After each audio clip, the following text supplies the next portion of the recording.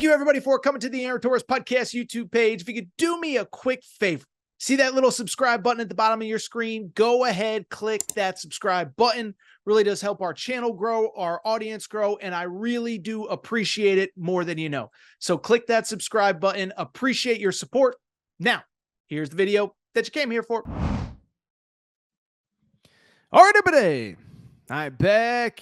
Good to be back. So tell you what, it is Wednesday afternoon here in the AT Media Studios.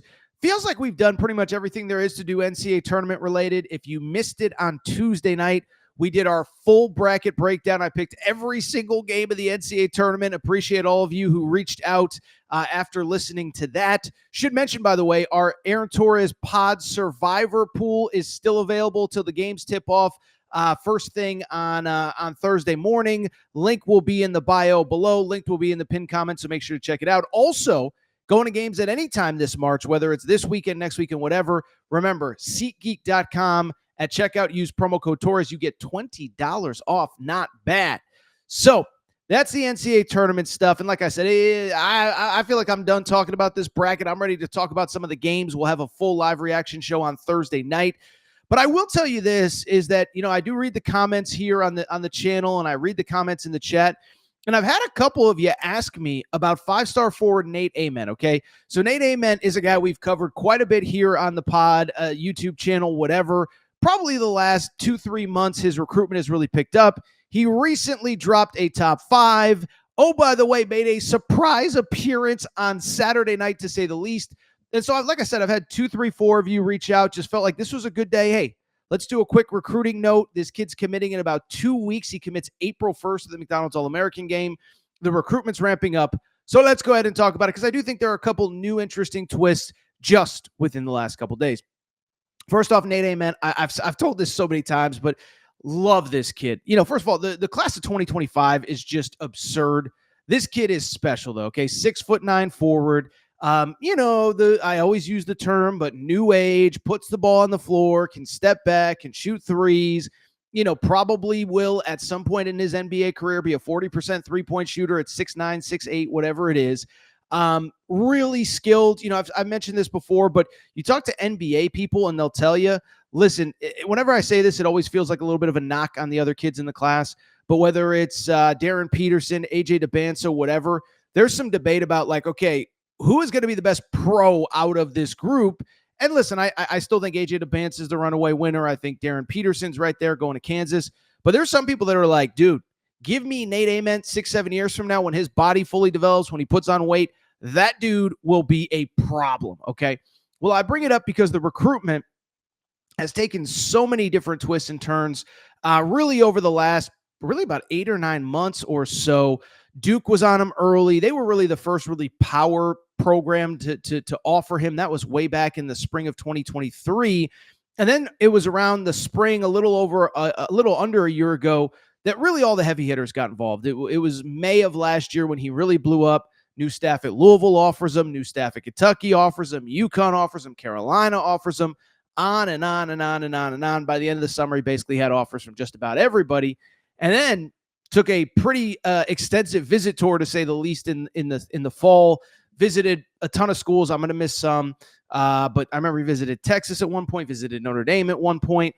And then more recently, I think what was interesting was visited Tennessee for a game, visited Duke for their first matchup with Carolina, and of course visited Kentucky when they faced Tennessee about probably 3 weeks ago now. So it's been a busy recruitment. Just probably about a week or so ago, did officially announce a top 5, and that was where things were. That top 5, we all know, was Louisville, Duke, Kentucky, Arkansas, and Tennessee.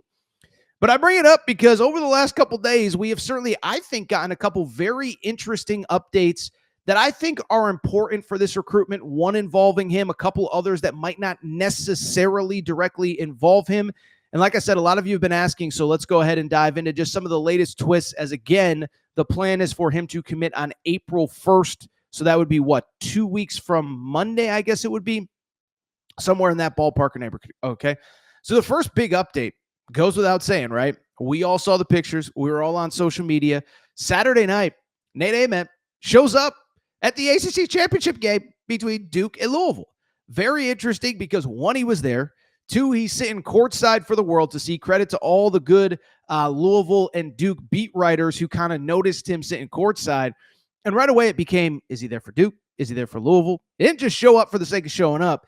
And so I think what became interesting was that as time went on, it became pretty apparent that, yeah, he was there with some pretty heavy hitters from Louisville, okay?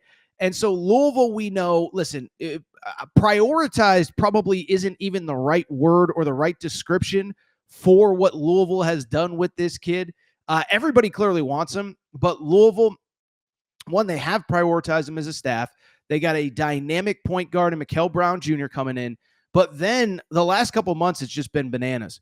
We all know about this Fans Take app or website where fans can donate directly to an NIL fund. Obviously, if a kid doesn't pick your school, you get a refund. But Louisville's running away with it. I mean, it's like, I haven't even seen, but I think they were at $70,000, $80,000. Nobody else had more than like 10, something like that. So Louisville fans really want this kid.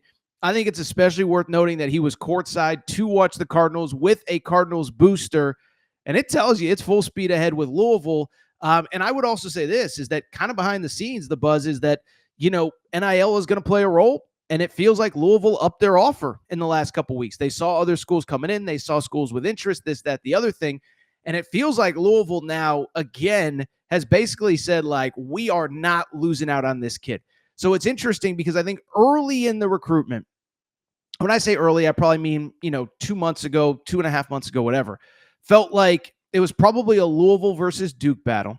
Then takes the visit to Kentucky for the Tennessee game. Kentucky immediately surges. We said at the time, like, look, no disrespect to Kentucky, but everybody moves up on a player's list after a visit. Visits are designed to be awesome, so everybody's, of course, going to have a good time. But Kentucky had their moment. I thought it was interesting that Arkansas, really, I thought behind the scenes was kind of making a move about 2.5 weeks ago when he put out his top five. Remember, he put out his top five. And there was talk of like, well, I mean, he can't commit to Arkansas without taking a visit. Then he immediately visits for the Mississippi State game. By all accounts, Bud Walton was rocking that day. Arkansas rallies. Arkansas wins at the buzzer. Billy Richmond, I believe that was the game that Billy Richmond was carried off on everybody's shoulders. Darius Acuff, remember, was in the building for that game. Of course, Darius Acuff, the 5-star McDonald's All-American point guard. And so I just bring it up because I think behind the scenes, Arkansas made a move as well. Remember also, Coach Cal went down probably about 2 or 3 times. And I remember one, he went down with Chin Coleman and Kenny Payne. And it's like, oh, they're making a move now. You don't get on the PJ. You don't get on the private jet with your 2 lead assistants if you don't think you have a chance at the kid. So I bring it up because Louisville and Duke were in control. Then it felt like Kentucky made a push. Then it felt like Arkansas made a push. Now it does feel like after Saturday that Louisville may be back in control. The other thing that I found interesting, and this happened right before we went live, so I'm glad that I waited a little bit longer to record this than normal. Arkansas on Wednesday afternoon, right after their open practice in Providence, they got a commitment. Not sure if you saw this, but let me make sure. I'm going to try to get this name right. I probably won't. A forward from Lebanon, Karim Retail. I'm sorry, Karim or Kareem, if I'm butchering your name. I apologize. I will get it right by the start of next season. Forward from Lebanon, 20 years old, playing overseas, playing professionally in Lithuania, did commit to Arkansas over Butler, SMU, and Penn State. Now, what becomes interesting, because the DMs immediately blew up. Torres, does this mean they're out on Nate Ament? Does this mean this? Does this mean that? It's early. I'm processing this in real time. What I can tell you, first of all, I do think this commitment, I don't think Arkansas was expecting it today in this moment. Let's just say, I don't want to give too much away, but let me put it this way. I was talking to somebody who would know about kind of the Arkansas situation going into the offseason, who's coming back, who's staying, who's going, who's this, who's that. I got no indication that they were on commitment watch, and this was, not that long ago when I was talking to somebody, okay? But I'll say this. I don't think it necessarily means that, they're out of the Nate Ament sweepstakes. A couple things here. One, I know Coach Cal has talked about I don't want to bring in a ton of freshmen. I wouldn't consider this kid from Lebanon to be a freshman, 20 years old, has played professionally. We'll see if he gets to be classified as a freshman. A lot of these older foreign players who have come over, Like, I'm not talking about the Yegor Demons, the Kasper Yakashonis kids that are coming over truly as 17 or 18-year-olds. I'm talking about the guys that are coming over as 20, 21, 22-year-olds. A lot of them have been classified as sophomores and juniors when they get to college. You know, Boscovich, who plays for BYU, 21 years old, commits, ends up coming over, and I think he's a junior according to the school, according to the NCAA. I think Tomislav Ivisic got listed as a sophomore, Big Z's brother. So I just bring it up because I wouldn't consider him a freshman, and I wouldn't necessarily, even though he's in the 2025 recruiting class, I wouldn't necessarily tally him as kind of a freshman as the way that Arkansas looks at it. So it'll be interesting to see what this means for Nate Ament. I think, to me, you look at Arkansas, they're a team that's just going to need bodies going into next season. One, we know Coach Cal has been vocal about probably should have taken another guy or two, but you know you're losing Jonas Adu. Adu Thero, I would assume, is going to go pro. Now, listen, he's rehabbing an injury right now, so if he can't go through the process, maybe it makes more sense to come back for another year. But to me, it feels like Adu's probably gone. Jonas Adu's probably gone. So you need bodies in the front court anyway, and that's without knowing what Big Z or Trevin Brazil do. Big Z, of course, you know, listen, he's another one. He's 21 years old, 2 years of college basketball. You wonder if he wants to stay in college or does he just want to start a professional career here in the States or overseas. That remains to be seen. And then Trevin Brazil's kind of an interesting one too, because you kind of sit there and say, well, you know, was sort of in the rotation, the fringes of the rotation until 2 or 3 weeks ago.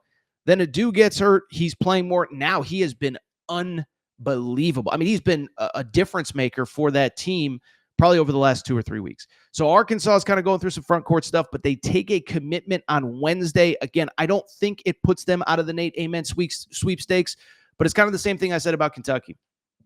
Everybody's going to be red hot after a recruiting visit, and Arkansas felt like they were making a big move here about 2.5 weeks ago. Now it feels like things have cooled off. Now, admittedly, part of the reason they've cooled off is everybody's getting ready for the NCAA tournament. Not just Arkansas, but Kentucky, Duke, Louisville, etc. But thought it was interesting that he was at the ACC championship game. Thought it was interesting that Arkansas took a commitment.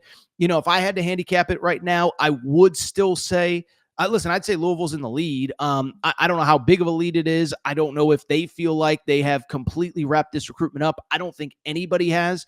But I think when you talk about the fact that the fan stake stuff, I don't think is huge, but I don't think it means nothing. The fact that, again, this kid was sitting courtside with a booster. I mean, listen, sometimes it just comes down to common sense, right? This kid is not making a public appearance with a booster if he's not interested at all. I'm sorry. I don't think that's happening. So I would, and again, I should mention as well, the behind the scenes stuff is that Louisville upped their offer in terms of NIL. It's their world. It's their prerogative. I don't really care. Spend your money however you want. So to me, I would put Louisville in the driver's seat. I think Duke is still right there. I would put the other three distant, third, fourth, maybe not distant. I don't want to say distant, but I would put them behind Louisville and Duke still. Tennessee, I'll be real. I don't even know if they're really recruiting them, to be perfectly honest. So it'll be interesting to watch. It will be interesting to monitor. But Nate Ament showing up at the ACC championship game, yeah, that's a little bit of a shocker. Do me a quick favor before we get out of here. Make sure you're subscribed to Aaron Torres Pod YouTube channel. I keep saying it on the show. You know, we're not one of these college basketball shows that when the season ends, we take 2 months off. No. We're full speed ahead. We'll do a lot of portal, coaching carousel stuff. Will Wade, by the way, unofficially the NC State head coach. We'll talk about that on the next show. So there's a lot to get into, and we ain't going anywhere. So make sure that you're subscribed. Turn on those notifications. And again, SeatGeek.com. Use promo code Torres, get $20 off. Also, join our Aaron Torres Pod Survivor Pool if you see this video before the tournament tips off on Thursday.